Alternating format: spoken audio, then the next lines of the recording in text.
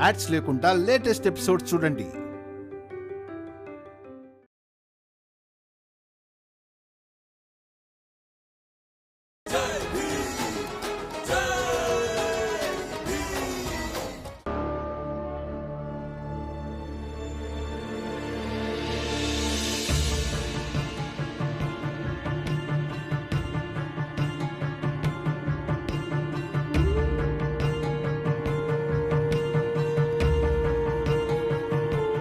భీమరావు రా. అలాగే.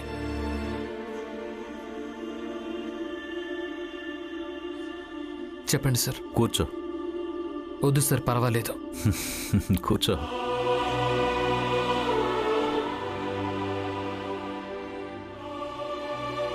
భీమరావు, గత 28 ఏళ్ల నుంచి న్యాయవాద వృత్తిలో ఉన్నాను. మొదట్లో నేను ఏకదాటిగా 17 కేసుల్లో ఓడిపోయాను. ఇక ఒకరోజు చాలా బాధపడుతూ నేను మా సార్ దగ్గరికి వెళ్ళాను. ఆయనకు చెప్పాను, బహుశా నేను లాయర్ కావడం కోసం పుట్టలేదేమో అని. ఆయన చాలాసేపటి దాకా నన్ను గమనించి చూశాడు. ఏమన్నాడంటే, ఎన్నిసార్లు ఓడిపోతావో అది ఏం నిర్ణయిస్తుంది అంటే భవిష్యత్తులో ఎంతసేపటిదాకా గెలుస్తూ ఉంటావో అనేది. నిజానికి మనం గెలిచినప్పుడు మనకు మనం కోరుకున్న ఫలితం లభిస్తుంది. ఇక మనం ఓడిపోయినప్పుడు మనకు ఏ అనుభవం వస్తుందంటే మనకు అవసరమైనది.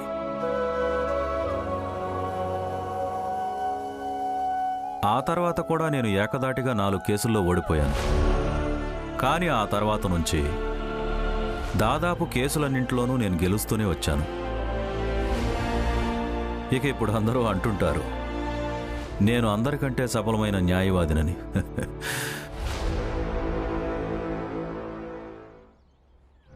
హితేష్, జనార్దన్, జోకు, పూలియా పని దొంగలు, మూర్ఖులు, సోమరులు, ఇవన్నీ అయినప్పటికీ కూడా మీరందరూ చాలా అదృష్టవంతులు. ఈయన వినయ్ గారు, నమస్కారం పెట్టండి. నమస్కారం. ఈయన మీ అందరికీ విదేశాలకు వెళ్ళడానికి అవకాశం ఇస్తున్నాడు. 5 ఏళ్ల అగ్రిమెంట్తో విదేశానికి వెళ్ళండి, పని చెయ్యండి, డబ్బు సంపాదించండి. 5 ఏళ్లలో ఎంత డబ్బు సంపాదిస్తారంటే కళ్ళు కూడా ఊహించుండరు. హితేష్, ఇంటికి వెళ్ళు. అలాగే మిగతా మగవాళ్ళను కూడా సిద్ధం చేయి. ఎవరు ఏమంటారో ఇక్కడికి వచ్చి నాకు చెప్పు, సరేనా? బాబు గారు, నిజంగానే మేమంతా బాగా డబ్బు సంపాదించుకుని వస్తామా?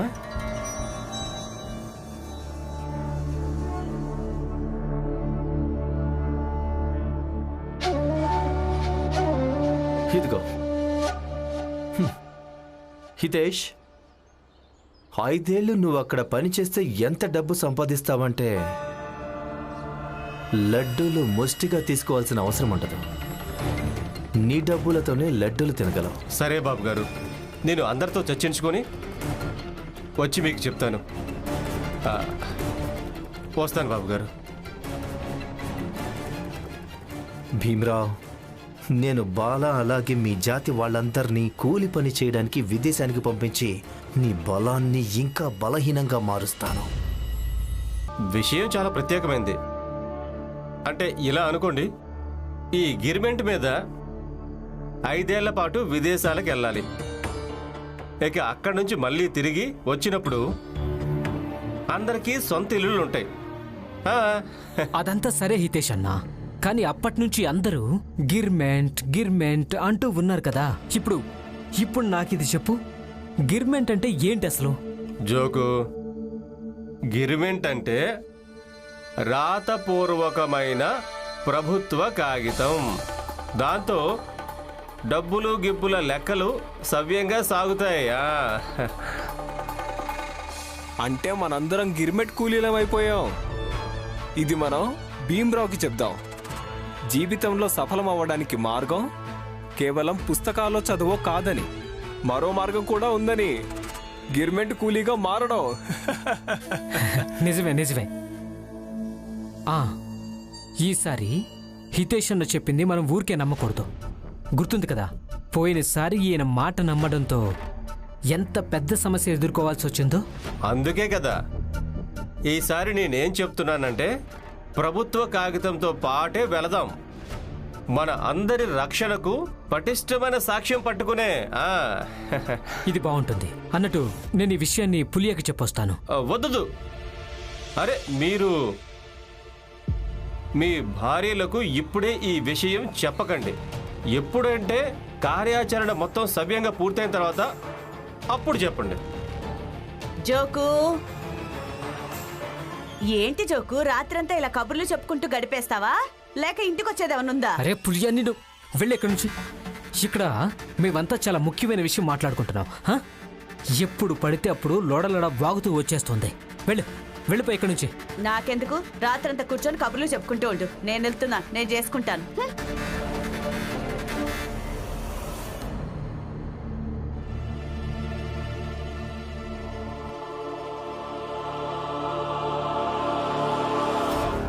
భీమరావు, మాకు ఉపన్యాసాలు ఇవ్వడం మొదలు పెట్టుకో.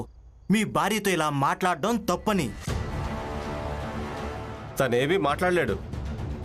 తను నిన్ననే చెప్పాడు కదా, ఇప్పుడు తను ఇతరుల జీవితాల్లో కలగజేసుకోను అని.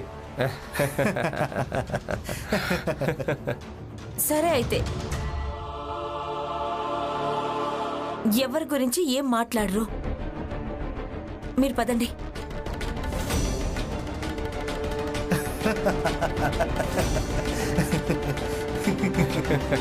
పాపం భీమ్. అయితే వినండి, ఇప్పుడు ఏర్పాట్లు చేసుకోండి విదేశానికి వెళ్ళడానికి. ఒక్కసారి ఆ బస్తీ వాళ్ళు అలాగే ఆ భీమరావు కుటుంబ సభ్యులు అగ్రిమెంట్ ఊబిలో చిక్కుకుపోతే, అగ్రిమెంట్ కూలీలుగా మారిపోతే, తర్వాత నేను వాళ్లకు కూలి పని రుచి ఏంటో బాగా చూపిస్తాను.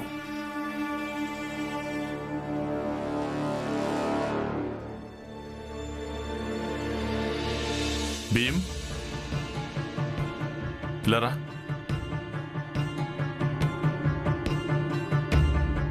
కాలేజీలో గురువులు ఏమైనా చదువు చెప్తున్నారా లేదా? లేదు, ఎవరూ చదువు చెప్పడం లేదు. కానీ ఇలా ఎంతకాలం సాగుతుంది? వాళ్ళకు నచ్చజెప్పు, వాళ్ళని ప్రేరేపించు. అప్పుడే వాళ్ళు చదువు చెప్పడం మొదలు పెడతారు. అయినా నీకు పరీక్షలు కూడా రాబోతున్నాయి కదా. అదేంటి చిత్రమైన తండ్రిలా ఉన్నారా మీరు? కొడుకు నిన్నటి నుంచి గొంతు చించుకొని మరీ చెప్తున్నాడు, నాన్న ఇక నేను ఎవరి విషయాల్లోనూ ఇరుక్కోను అని, ఇంకేవి చెయ్యను అని.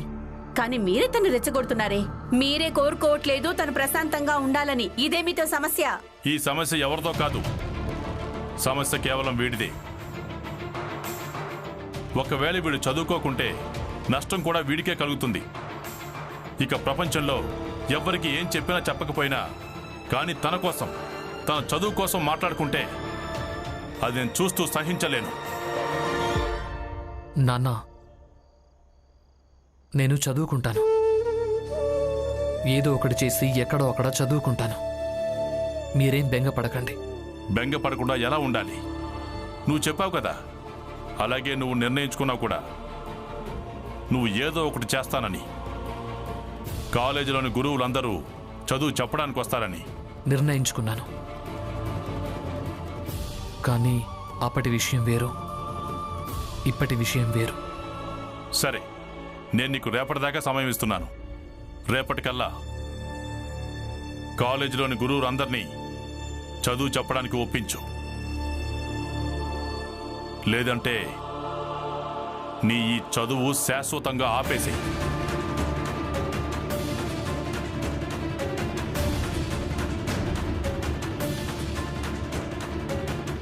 అన్నయ్య, మామయ్య, మీరు చదువు మానేవని ఎలా అంటున్నారు?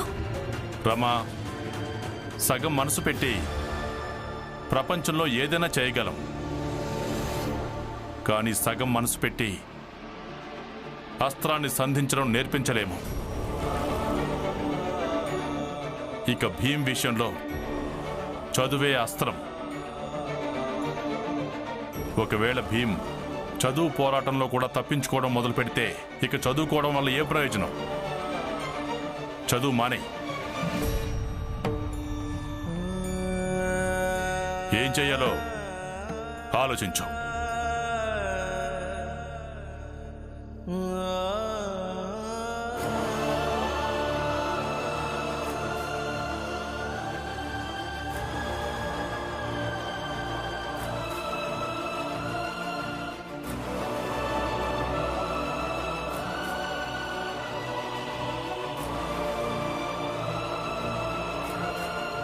ఇలా చూడండి, ఈరోజు లక్ష్మి అక్క ఏంట్రమ్మా?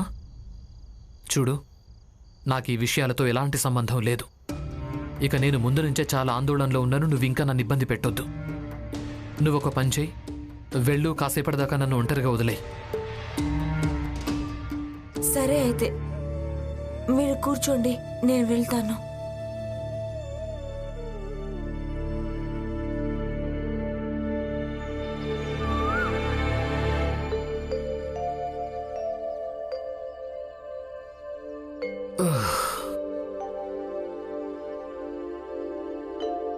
రమా రమా ఎక్కడికి వెళ్ళుంటుంది? రమా,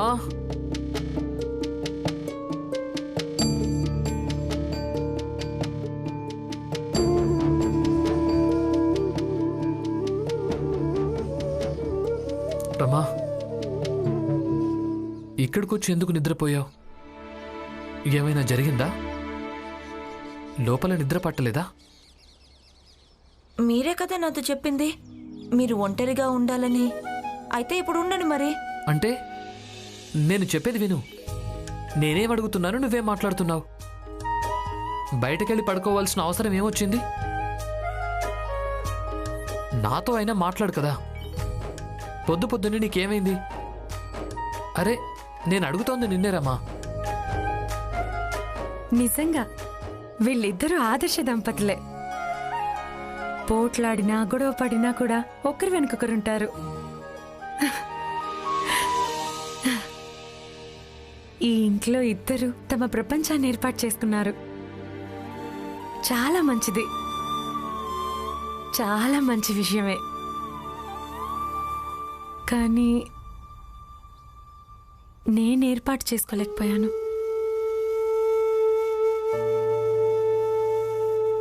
ఎందుకలా అనుకుంటున్నావు తల్లి? ఆనంద్ కూడా నిన్నంతగానే ప్రేమిస్తున్నాడు. మీ ఇద్దరికీ కూడా ఒక ప్రపంచం ఉంది. ఆ ప్రపంచంలోనే నేనున్నాను, మావయ్య ఉన్నాడు, భీమ్ ఇంకా రమ కూడా ఉన్నారు. ఇక మేమంతా నిన్ను ప్రాణంగా ప్రేమిస్తున్నాం లక్ష్మి. పిన్ని, మీరంతా నన్ను ప్రేమించడం లేదని నేను అనడం లేదు. కానీ ఈ ఇంట్లో ఇప్పుడు నాకు ఊపిరాటం లేదు. లక్ష్మి, అలా అనకూడదమ్మా. ఏది నిజమో అదే చెప్తున్నాను కదా పిన్ని. రమా, నేను నిన్నే అడుగుతున్నాను, జవాబు కూడా చెప్పటం లేదు. నువ్వెందుకు అర్థం చేసుకోవటం లేదు? మీరేం చెప్తారో నేను అదే కదా అర్థం చేసుకుంటాను. నిన్న రాత్రి మీరే కదా నాకు చెప్పారు, రమా నన్ను ఒంటరిగా వదిలేయని. అయితే ఒంటరిగా ఉండండి. అవునా? ఆ మాటనే పట్టు కూర్చున్నావా? అంటే నేను నిన్నొక్క మాట కూడా అనకూడదంటావా? అనండి, ఎందుకు అనకూడదు? కానీ మీరు నన్ను ఒంటరిగా వదిలేయమని మీ భార్యకి చెప్పకూడదు. నేను ఆ ఒక్క మాట అనగానే నువ్వు నేరుగా దుప్పటి తీసుకెళ్లి బయట పడుకున్నావా? అలాగే నాకు ఇది కూడా తెలుసు, ఈ మాట నువ్వు జీవితమంతా పదే పదే ఎప్పుడు వినిపిస్తూ ఉంటావని కదా?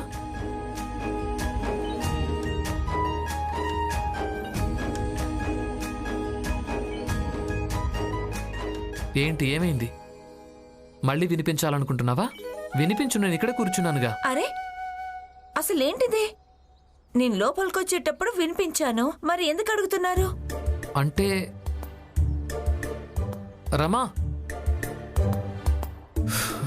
ఏంటో. బాబుగారు, నేను అందరితో మాట్లాడాను. అందరూ గిరిమెట్ కూలీలుగా మారి విదేశాలకు వెళ్ళడానికి సిద్ధంగా ఉన్నారు. ఈ గిరిమిట్ అంటే? అదే కూలీలు ప్రభుత్వ కాగితం మీద వివరాలు రాస్తారు కదా, అలాగే మా వేలి ముద్ర తీసుకుంటారు. ఓ అగ్రిమెంటా? ఐకరిక మా అందరినీ మీరు తొందరగా తీసుకువెళ్ళిపోండి. ఇంకొక 50 మంది కూలీలైతే సరిపోతుంది. ఆ తర్వాత ఓడలో మిమ్మల్ని విదేశాలకు రవాణా చేయించడం కూడా జరుగుతుంది. హితేష్, నువ్వు ఇంకొంతమందిని వెతుకొచ్చు కదా. దొరుకుతారు.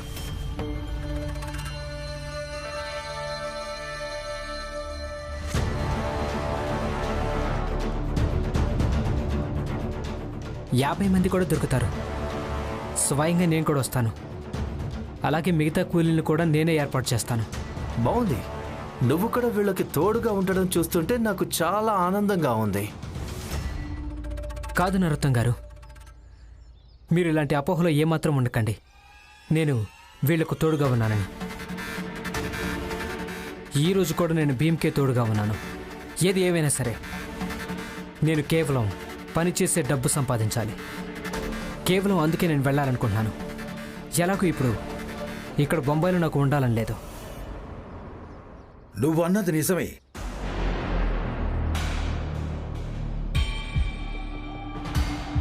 నువ్వన్నది అక్షరాలా నిజమే. ఎలాగూ పని ఇంకా శత్రుత్వం దేని స్థానం దాంది. ఈ విషయం నువ్వు అర్థం చేసుకున్నావు. బాలా, ఇప్పుడు కూలీల లెక్క ఎలా పూర్తి చేశావో అది నువ్వు చూసుకో.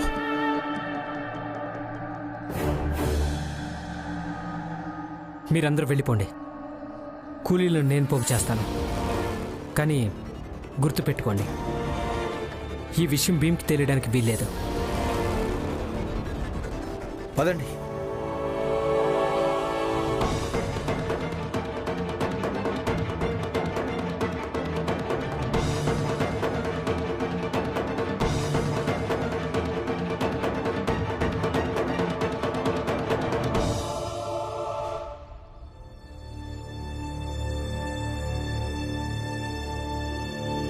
భీమ్రావ్, పాలు.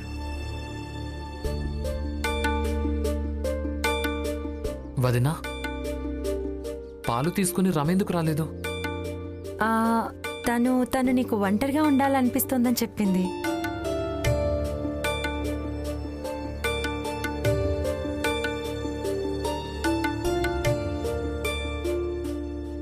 ఇవ్వండి. మామయ్య, నిన్న రాత్రి మీరేదైతే చెప్పారో అది నిజమే. నేను దాన్ని ఒప్పుకుంటున్నాను. ఇప్పుడైనా ఖచ్చితంగా ఆలోచిస్తారు. తన కాలేజీ గురువుల్ని తను చదువేలా చెప్పాలో ప్రేరేపిస్తారు. రమా, రమా, లోపలికి పద, కొంచెం మాట్లాడాలి. మీరేం మాట్లాడతారో నాకు తెలుసు. కానీ అంతకంటే ముఖ్యమైంది, నిన్న రాత్రి మామయ్య మీకు చెప్పారు కదా, అది దాని గురించి ఆలోచించండి. నేను నీకు రేపటిదాకా సమయం ఇస్తున్నాను. రేపటికల్లా కాలేజీలోని గురువులందరినీ చదువు చెప్పడానికి ఒప్పించు. లేదంటే నీ చదువు శాశ్వతంగా ఆపేసేయి. నాన్న, నిన్న కూడా నేను మీకు ఇదే చెప్పాను. కాలేజ్లో ఏ గురువులున్నారో వాళ్ళు చదువు చెప్పటం లేదు. కానీ ఏదో ఒకటి చేసి ఎక్కడో అక్కడ ఎలాగోలా చదువుకుంటాను, మీరేం బెంగపడకండి. అయినా ఎలాగూ గురువులకు తమకంటూ ఒక జీవితం ఉంది, తమకంటూ కుటుంబం ఉంది. ఇక నాకు వాళ్ళ జీవితాల్లో కలగజేసుకోవటం ఇష్టం లేదు.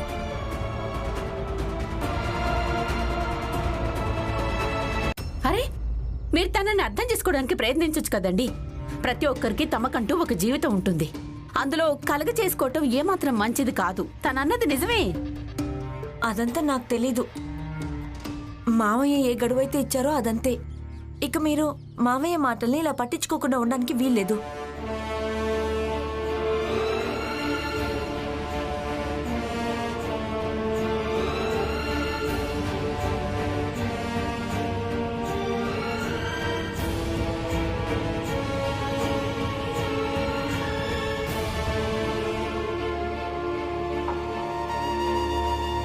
నేనెలా ఉన్నానో అలాగే ఉండనివ్వు. నాకిలాగే బాగుంది.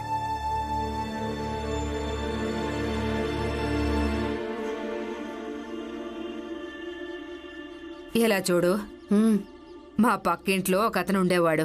తనెక్కడో ఉద్యోగం చేసేవాడు. తనేం చెప్పాడంటే అక్కడ పని చేసేవాళ్ళు ప్రారంభపు రోజుల్లో చాలా ఉత్సాహంగా ఉండేవాళ్ళట. నేను అది చేస్తాను, ఇది చేస్తాను, నేను యోధుణ్ణి, వీరుణ్ణి. ఇంకా కొన్ని రోజుల తర్వాత వాళ్ళ ఉత్సాహం అంతమైపోయిందంట. తర్వాత ఏమనేవాళ్ళంటే నేను ఎలా ఉన్నానో అలాగే బాగుందని. నువ్వు భలే చెప్పావు వదినా. ఎలా అంటే భీమ్నందరూ యోధుడు గీతుడు అనేవాళ్ళు కదా, కానీ యోధుడు పాలు తాగి వెళ్తున్నాడు.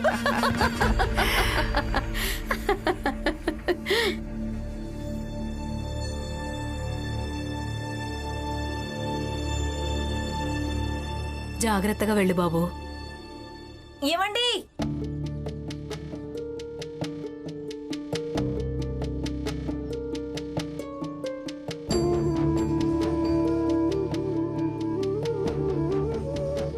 ఏమైంది రమా? మీకు తెలుసు కదా, మీరెప్పుడైనా పాలు తాగి ఈ గ్లాసు వదిలేసి వెళ్తే ఈ గ్లాస్ తీసుకునేటప్పుడు నేను గర్వంగా భావిస్తాను. అది ఇలాని కాదు, నేను మీ భార్యని కదా. అదెందుకంటే ఈ గ్లాసులో భీమ్రావ్ అంబేద్కర్ పాలు తాగాడు.